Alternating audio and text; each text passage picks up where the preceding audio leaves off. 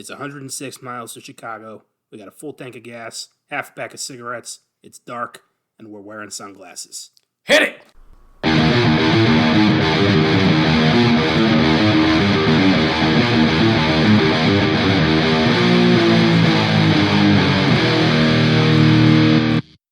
Welcome to our bonus episode for An American Werewolf in London, 1980s, The Blues Brothers. I'm Connor Eyzaguirre. And I'm Austin Johnson. And this is Filmgazm. Thank you for checking us out. Very excited about this one. Hilarious 80s classic from Saturday Night Live. The first ever Saturday Night Live film. Started a trend that would never get better. No. Lord, no. Including the shitty-ass sequel of this. Yeah. Oh, my God. The closest we ever got to another great SNL was Wayne's World. Yeah. But the rest of them pretty much suck. Yeah, Wayne's World I have a deep connection with, but no, it's usually a miss. Not a big fan of Stuart Saves His Family, are you? No, Night at the Roxbury? Is that not your cup of tea? You missed out on It's Pat. See what I mean? MacGruber! Fucking Ladies Man. Oh, I do all right, I'm going to say right here, I do love Coneheads. Okay. That movie makes me I don't laugh. know if I love Coneheads, but yeah, okay. I feel you on All right, fair enough. I like Coneheads. Yeah. Fair enough, yeah. All right, I'm with you. All right. That's goofy. But we're for sure Blues Brothers and Wayne's World are in a different Yes. stratosphere when it comes to... Blues Brothers, directed by the legendary John Landis, director of An American Werewolf in London, Trading Places, Coming to America, killer of 3 people. And, again, Quite a resume. You'll get the full story in the Twilight Zone, the movie episode. Starring Dan Aykroyd and John Belushi, fresh off their SNL tenure. They left to do this movie, as well as others before Belushi's death, unfortunately. Man. Yeah. Right.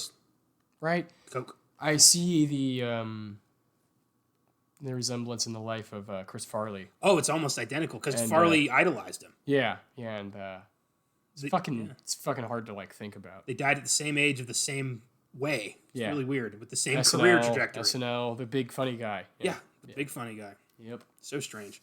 But Belushi was in a league all his own. That guy was on 24/7. And his partnership with Dan Aykroyd, like, the two were so goddamn good. You could tell, they were best friends. So the chemistry is natural. And, yeah, this movie is hilarious, but it's also so fucking funky. Yes. The soundtrack is Groovy. incredible. Ray Charles, James Brown, Aretha Franklin, Cab Calloway, John Lee Hooker. Jesus H. Christ. Doesn't get much better than that. Yeah. I got the soundtrack to this on vinyl. It's a great Oh, that's awesome. It's a great soundtrack. Where'd you find that at? Half Price Books. It was like Perfect. It's like $4. Yeah, well, yeah. That place is great. Shout out. Love that place. Ah, coolest store in the world. Yeah. Truly. So, The Blues Brothers came out in 1980. It was the third film from John Landis, and the film that got him the funding to do An American Werewolf in London. Yeah. And it's, as we said, a spin-off of Saturday Night Live. The Blues Brothers was a recurring sketch from Dan Aykroyd and John Belushi. They would come out and do like a musical review before the show, and they turned that into a movie. A really successful movie. It was made on a budget of $30 million, probably because they trashed so many cars. Yes. And Well, I'm just paying those guys. yeah, paying those guys, paying off, legends like James Brown. My God. Yeah. And it made $115 million. It was a massive hit. Warranted a sequel made in 1999 called The Blues Brothers 2000 that was god-awful. And despite having another killer soundtrack, went absolutely nowhere. Yeah. Absolute disaster that we will not be bringing up again. No. Dan Aykroyd came back. John Goodman was in it. That's all I got. I haven't seen it. I don't plan to. That's it. Mm-hmm. It's done. At the Saturday Night Live 40th anniversary special, Dan Aykroyd and Jim Belushi did The Blues Brothers. Yes. Which was kind of cool. Very cool. Yeah. I love Dan. Me too. He's kind of nuts, but I love the guy. Yeah. Oh my gosh, yeah. All those guys are, man. Oh, yeah. And, Zelensky, the auto parts king. God, I love that. I love that Chicago. I looked at, just so great. Dan Aykroyd, favorite role ever. What are you going with? Great. Oh, that's hard. I gotta go Ghostbusters every time. Ray Stantz. Let me get back to you on that. I actually don't know. I gotta think about that for a second. He was nominated for an Oscar for his role in Driving Miss Daisy. Of course. Which I haven't seen yet. Classic piece of shit movie. Yeah. gotta see this movie. One of the 5 worst Best Picture wins of all time. That'd be a good top 5 for you. I don't want to do that. Yeah, because I mean, I could probably name them right now. But yeah, that's one of them. When I went to Universal Studios Orlando, there is a Blues Brothers show that plays at a certain time of day. The car is going through the back lot saying, Blues Brothers musical review, like at the end of the movie. And it stops at this one place, and Blues Brothers come out, and they start doing, they start playing Soul Man. It's fucking awesome. I'm a soul man. Drake and Josh God, also does. Blues Brothers will never die. It will not. Oh, man. So great. So John Belushi also starred in Animal House. He was a big comedic actor. Obviously the original cast of SNL is legend. Yeah. John Belushi, Dan Aykroyd, Chevy Chase, Bill Murray, Gilda Radner, Jane Curtin, Lorraine Newman. Just fucking great. Unbelievable. Amazing talent. Maybe the best class of all time. Maybe. I don't know. I can't say. Yeah, that's tough. I like that 90s one a lot. So many great comedians came out of this show. The 80s, you had Eddie Murphy. 90s, you had Adam Sandler, Mike Myers, Chris Farley, David Spade, John Lovitz. Yeah. Unbelievable. Now, 2000s, you got Will Ferrell, Tina Amy Fey, Poehler, Amy Poehler, yeah. Seth Meyers, Jimmy Fallon. Unbelievable, man. Yeah, Bill Hader, Chris Rock. It's the place where comedians are born and bred. Or the best of the best become the best of the best. And that all started in 1975 with this cast. Yes. Belushi would die 2 years after the Blues Brothers of a massive drug overdose. The guy he had blood in his cocaine system. Yeah. The guy was a nonstop train wreck, but the dude was funny. I don't know what it was. I heard he was a raging misogynist too. Yeah. He thought women weren't funny. He'd refuse to do any sketch written by a woman. He had a massive beef with Jane Curtin because of that. So, we all have our flaws. Yeah. He's the one who introduced Carrie Fisher to coke. Ruined her life. Carrie Fisher did this movie the same year as Empire Strikes Back. Yes, she did. Interesting year for her. So, the Blues Brothers. And this was your first time seeing this, right? Oh, no, I had seen this before. Oh, I didn't know that. Yeah. It's been a little bit. No, I'm quite familiar with the music. This is something that's just been around. Oh, hell yeah. Obviously, and I'm just a massive SNL fan. Yeah. Always have been, always will be. Mm-hmm. Not particularly what's happening currently in SNL. Not like a huge fan of the cast right now, but they're not bad. They're not bad. They're not as strong as they've been in the can't past. stand when people are like, they suck right now. It's like, you guys say that every year, there's people like Kyle Mooney. He's like one of my favorite comedians ever. He had that awesome YouTube channel, and I love that SNL also has people like that. With all the huge names, we also have like Jason Sudeikis. We have. I think Kate McKinnon's one of the funniest people to come out of this show in Gosh, years. Kate McKinnon. She's hilarious. The sketch with Ryan Gosling when Ryan Gosling. You know what I'm talking about. Yes. Jesus H Christ. One of the funniest things I've ever seen in my life. Fuck yeah. It's all Kate McKinnon. My God. She's great. She's a hero. Yeah. They've bred so much brilliant talent. Yeah. And they've also had failures like Robert Downey Jr. who just didn't pan out at all. Or so. You ever watch the audition tapes of people who didn't make the cut, like Jim Carrey and Kevin my- Hart? Yeah. It's hilarious. It's crazy. Have you watched Will Ferrell's audition? Yes. Brilliant. What a man. What a man. My God. Unbelievable. Yeah. Anyways, yeah. But I been toying with the Dan Aykroyd question still in my mind. I think you asked me at some point, I feel like, about John Candy on the podcast, what my favorite movie. It was Great Outdoors. That'd be my same answer for Dan Aykroyd. Great choice. I love Great Outdoors. Fucking Roman Craig. If I'm sticking with my guns, yeah. It'd be, well, I love him in Tommy Boy. I love Zelensky. He's so great at playing a Chicago douchebag. Yes. Yeah. He's great. He really is. And John Belushi, I just wish, I wish there was more content. Well, he was supposed to co-star with Aykroyd in Ghostbusters. They were planning that together. Yes. Oh, there was. Who knows? Yeah, where this would have gone. Yeah. And But yeah, you don't get the constantly on Belushi all the time without the cocaine, without the unfortunately, the crazy mind that he had. Cocaine was the main exporter of comedy of that Yeah. first class. Yeah. But there's nothing wrong with that. Well, there's a lot wrong with that. But Yeah. don't do drugs, Cocaine's kids. bad. Yeah. Cocaine's bad, but Jesus Christ, does it fuel you creatively?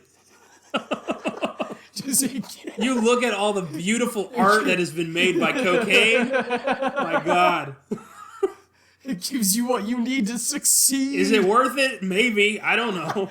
If you're Stephen King, fuck yeah. Yeah, look at Stephen King. Look at every artist from the 60s to the fucking 90s.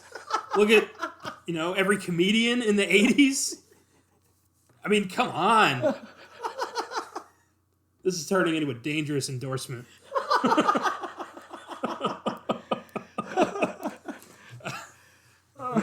I have not been bribed in any way, I promise. Oh my God. Well, the Blues Brothers. All right, let's get into this mofo. So we open on blues vocalist and petty criminal Jake Blues, who's recently paroled from Joliet Correctional Center after serving 3 years of a 5-year sentence. And he's picked up by his kind of he's not really his brother. They're more like blood brothers. Like they're, a team. Elwood in the Bluesmobile, this old cop car that has a cop engine. I love that. And their intro, you get that awesome, blues song, song by Belushi. Like you know exactly what kind of movie this is going to be. Yeah. And you're along for the ride. It's much fun. No matter what. But I love that they're not really brothers. They're like best friends who are so tight that they consider themselves brothers. Yeah. Yes. And I read there's some dark backstory to these two guys. Like who they are. I think one of them was abandoned as a child and the other was abused as a child, and they found each other at this orphanage. Like crazy. Jeez. Yeah, dark. No wonder they go into music. The Blues Brothers. And Elwood shows off the car by jumping a fucking drawbridge, which was awesome. They're just like, yeah, handles well. They go to the orphanage where they were raised, and they learned from Sister Mary Stigmata, they call her the Penguin, that it's going to close unless they can pay $5,000 in property taxes. So it's funny because when we did a White Christmas, we bitched about this exact premise. Yes. But yes, we did. It's done so well here.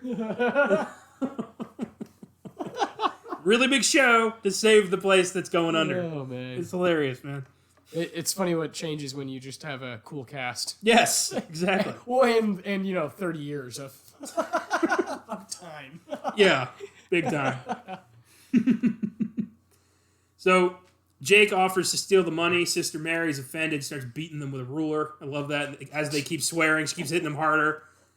Jake is jumping out of there with stuck in the desk, and he just falls down the stairs. My God. So they go to a church where they have watch a sermon by Reverend Cleophas James, Mr. James J.B. Brown, the Godfather of Soul, the minister of the new super heavy funk himself. Goddamn, I'm a big James Brown fan. Me too. Say it loud! Wonderful, wonderful. One of the greatest artists of all time. Oh, hell yeah. And he does a badass sermon, starts singing, getting everyone pepped up, and Jake and Elwood start getting into it. And there's a light comes in from the window, shines on Jake, and he has this, I see the light moment. Jesus! I love JB's just like, do you see the light? My God. It's beautiful. And he's like, I know what we have to do. And they have to get the band back together so they can play a show so they can save their orphanage. And the Blues Brothers band disbanded when Jake was in prison, so he and Elwood embark on a road trip to go save the band, get the band back together. And that night, Elwood gets pulled over, and the cops attempt to arrest him for driving with a suspended license, and this causes a chain of crazy shit. They have a high-speed chase through the fucking mall. My favorite scene. It's so awesome. It's amazing. And like you said, this is where the budget comes into play. Yes. They're fucking smashing through windows in the mall. Well, apparently this mall was going to be demolished. So they had an opportunity to just drive straight through this thing. Perfect. That would be so much fun. Yeah. To do that. Trash a mall? Me and you. With a car? Just get a car and drive through North Star Mall up here. That sounds great. My God. That sounds wonderful. Oh, so great. And they escape the cops, but now they're in the system, and everyone's after them. Because it's not just, driving with the suspended license now it's trashing a fucking mall and resisting arrest and a whole bunch of other charges. So they go to the flop house where Elwood lives, and they escape a rocket attack. Somebody launches a fucking bazooka at this place. Carrie Fisher just drives past, shoots a rocket, drives away. And the whole movie you're wondering, what the fuck is going on with this woman? And Jake and Elwood never really acknowledged it. They're just like, oh, well, let's move on. The next morning, as the cops arrive at the house, the woman detonates a bomb, demolishes the building. But again, Jake and Elwood are unarmed, and they get away from the cops. They begin tracking down the band, and they see some of them at the Holiday Inn Lounge as Murph and the Magic Tones, and they agree, rejoin, but, they need everybody. Yes. One of them is a maitre d' at an expensive restaurant. And I love this scene where they just they sit down at a table and start being obnoxious. And the rich old guy's just like, ma'am, I'd like to have a new table because this man smells offensive. Jesus. So snobbish. And they're just like, they order champagne and Elwood shows his, raises his glass and they're like, wrong glass, sir. And he's just like, fuck it, just pour. Yeah. Maitre d's like, fine. And on their way to meet the next two band members, the brothers drive through a Nazi parade. Because, of course, these Nazis are holding up traffic, led by fucking Werner Klopek from the Burbs. The American Socialist White People's Party. The Illinois Nazis. And I love Elwood and Jake are just like, what's going on here? They're like, oh, they talked to City Hall, they had a petition made, now we got to deal with it. And they're like, the fuck we don't, and they drive over the traffic and just drive right through these fuckers. Fuck we don't. And they just jump into the river and everyone's like, woo! Everyone cheers. But now the Nazis are like, we're going to get those sons of bitches. Yeah. It's amazing how much trouble they cause on their way to get the band back together. And I love that the cops just like, well, they won their court case. My God. Oh, man. Yeah, they get the license plate number, so they're going to be after them. And the last two band members, Matt Guitar Murphy and Blue Lou Marini, all of these are their real names, by the way. These are all real blues artists. They work in a soul food restaurant run by Aretha Franklin. Goddamn. What the fuck? Yeah. It's amazing the caliber of people they got involved in this. I don't get it. Like every blues legend who was alive was involved in this. Yeah. It's amazing. And Aretha Franklin's supposed to be Murphy's wife, and she discourages him from joining the band by singing an awesome song. Freedom! Goddamn. Freedom! One of the coolest voices of all time, Aretha. Yeah. Hell yeah. I love seeing that guy in the back just pick up a saxophone and just start playing. Yeah. Unprompted. Music, man. Just moved me. And I love that Murphy knows exactly who they are by their order. Yes. Elwood orders dry white toast, and Jake orders 3 full fried chickens. Of course he does. My God. So, because he feels emasculated, Murph leaves and joins the band. And as Jake tries to book a gig, the mystery woman shows up again, blows up a phone booth, and amazingly, they don't die. And they got to go to weapons. I mean, not weapons. Why did I say weapons? They got to go get instruments. And they go to Ray's Music Exchange. Fucking Ray Charles runs a music store. I love that. I love when the kid tries to steal a guitar and he just pulls a gun out. It's like, you better be on your way. Fuck yeah. And Ray Charles has an awesome musical moment too, where he plays, Twistin'. Ah, so great. Like, there's nothing wrong with this here piano, and then just goes right into it. Ah, so many smiles. I watched this movie with a constant smile. Permanent smile. It's so much fun. Just like SNL. Yeah, so great. So on the way to a gig, or just driving around, and the band stumbles onto Bob's Country Bunker, local honky tonk, where the band that's supposed to be playing is the Good Old Boys. Not exactly the scene for Blues Brothers band. But they swindle their way into playing here. And it's great. It might be my favorite scene where they start breaking into the song, into the blues, and everyone just freaks out, starts throwing shit at them. And then they're like, well, all right, you know the theme from Rawhide? And they play Rawhide. And everyone's like, woo-hoo! All the rednecks start hipping and hollering and still keep throwing shit at them. They're the good old Blues Brothers boy band. Like they just lump the names together. So great. I think they play Rawhide twice. They start playing Stand By Your Man. Yeah. So good. And then the good old boys actually show up. And they, they're pissed off. The Blues Brothers took their gig. And again, they piss off somebody else. Also, they run a bar tab higher than what they were going to be paid. Like, well, when she gave us the first round, she didn't specify that we were going to have to pay, so we assumed it was all on you. Yeah, duh. I love their reasoning. And I love the leader of the good old boys is, I don't remember his name, but he's the guy from Austin Powers, the general. He's in a ton of stuff. Charles Napier. Oh, yeah. That's his Napier. name. Yeah. Yeah. You're real fun eating corn on the cob with no fucking teeth. So aggressive.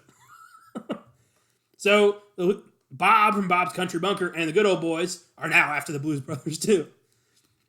And the brothers realize they need one big show to save this orphanage, raise the money, raise the $5,000. So they persuade their old agent to book the Palace Hotel ballroom, and they do this by blackmailing him. Nice touch. Oh, yeah.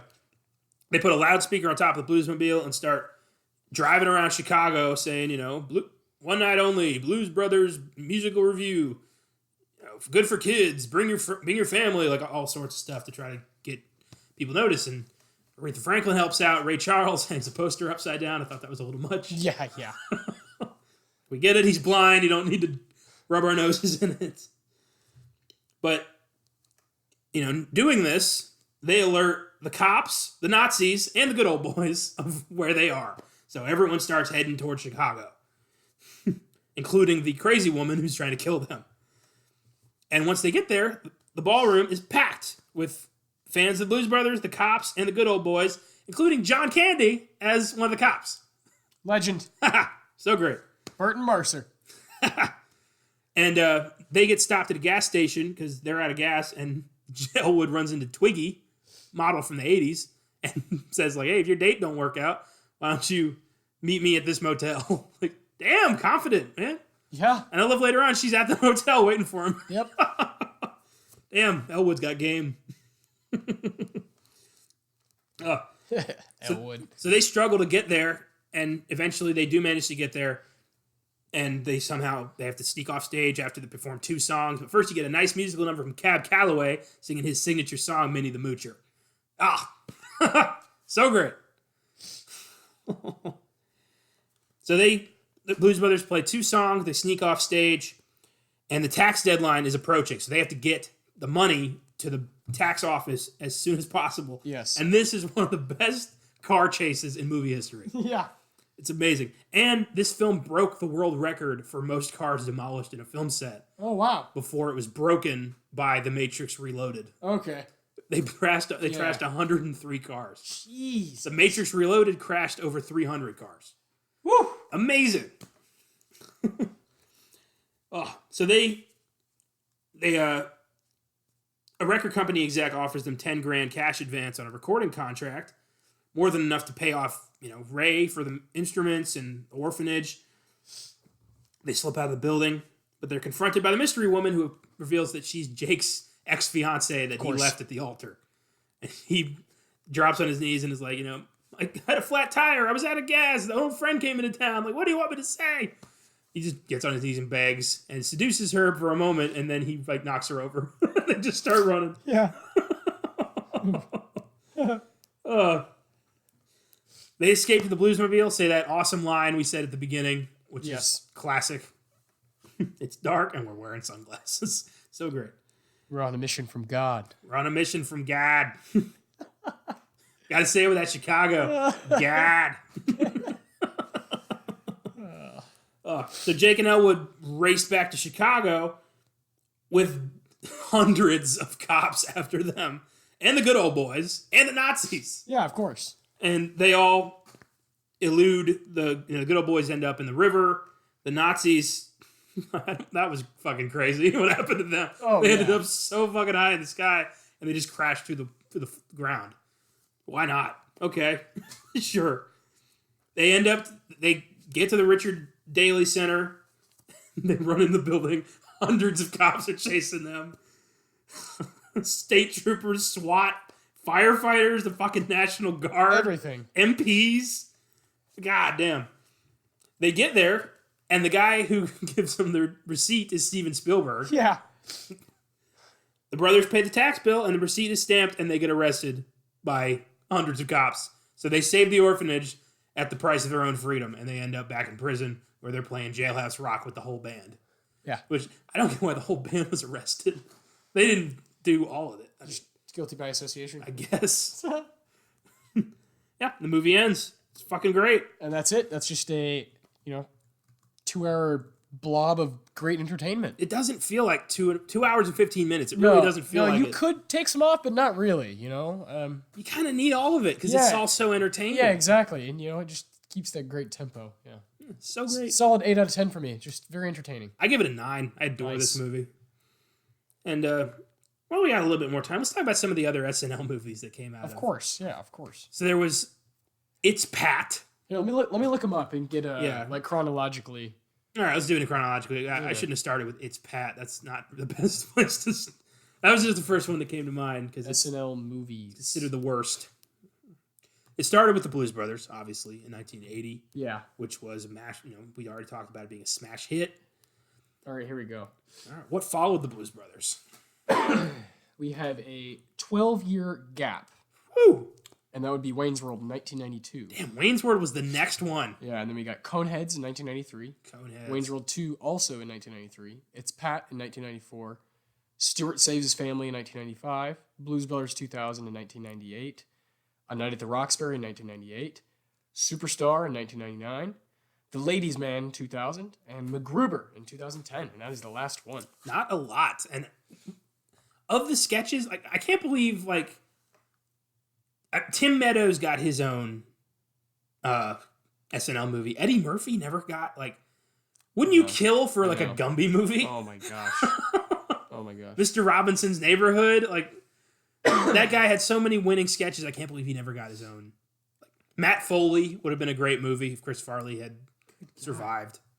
There were so many classic sketches that the ones that made it into movies, I'm really surprised. Me too. Wayne's World I kind of get, because that was a big hit. That broke Mike Myers into Hollywood.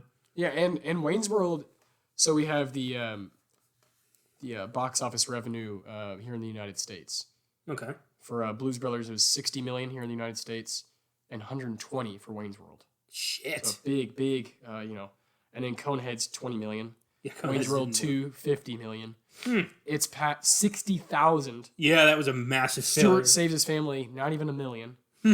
Blues Brothers 2000 made $15 million, but it lost money because its budget was $30 million. Yep. Night at the Roxbury made a profit of $13 million. Superstar profited $14 million. Ladies' Man lost money, and MacGruber lost money. So, yeah, not the hottest track record there. I would say, Wayne's World is definitely the standout, and then Blues Brothers. That's why they never do this, really. Yeah. Well, and now, I just don't see... Any sketches recently?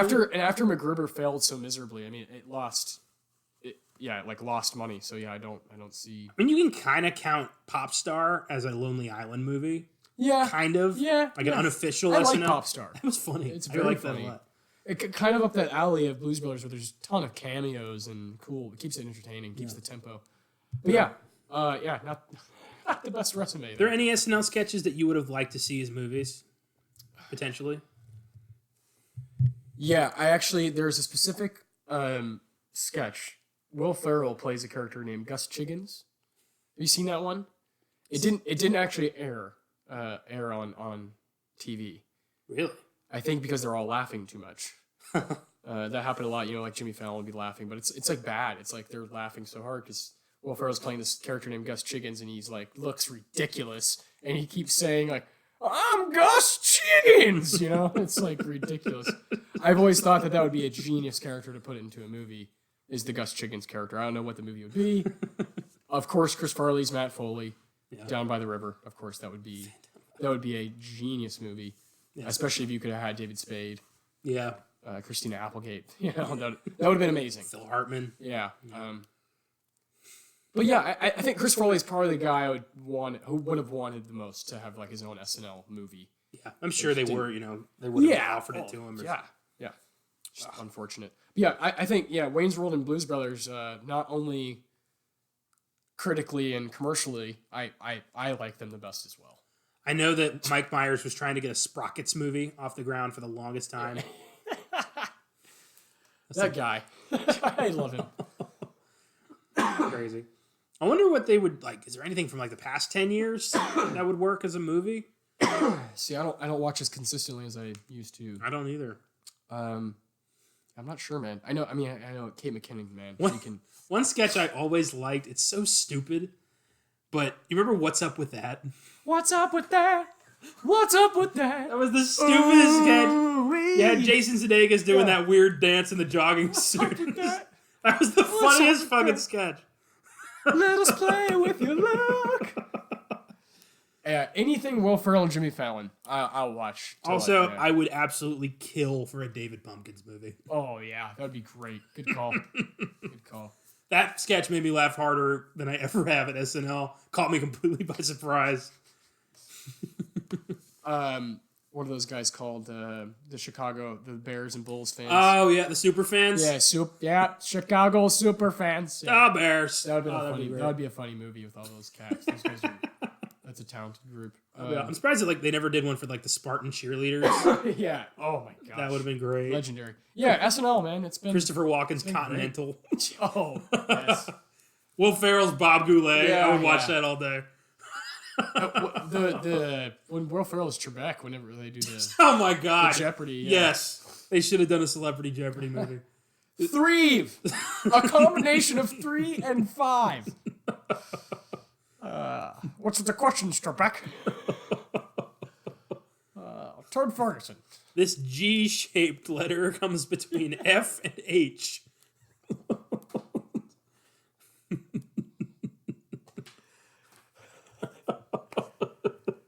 I'm not seeing it real clearly. Is that Bill Shakespeare over there?